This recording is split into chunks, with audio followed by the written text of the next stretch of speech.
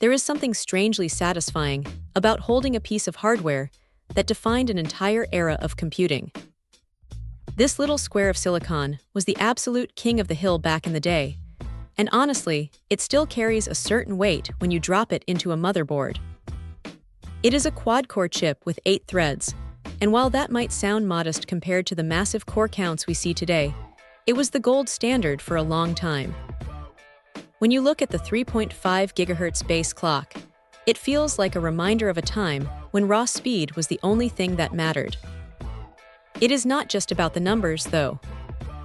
There is a snappy, responsive feel to how this thing handles daily tasks that makes you wonder why we are always in such a rush to upgrade.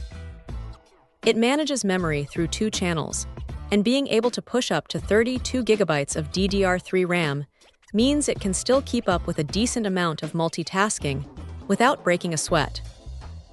The 8 MB of cache might seem small by modern standards, but it does a surprisingly good job of keeping data flowing smoothly. Now here is the thing about this processor. It is an older architecture, so you are definitely going to feel the limitations if you try to throw modern, heavy-duty video editing or the latest AAA games at it at max settings.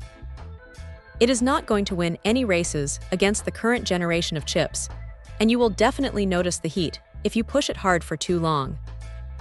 You really need a solid cooler to keep things in check, because this thing can get a bit toasty when it is under a heavy load. It is also tied to the LGA 1155 socket, which means you are locked into a specific ecosystem of older motherboards. That is the biggest hurdle for anyone looking to build a system around it today. You are essentially committing to a legacy platform.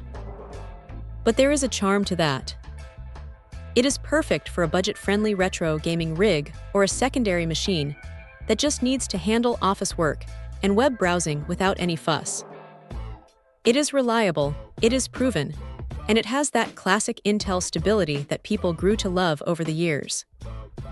It is not the powerhouse it once was, and you would be kidding yourself if you expected it to perform like a modern flagship. But for the right project, or for someone who just wants to experience a piece of tech history that still has plenty of life left in it, this processor is a fun, capable little workhorse. It is not for everyone, but for the right person, it is still a solid choice that gets the job done. Check out the video description for updated price. And thank you for watching this video.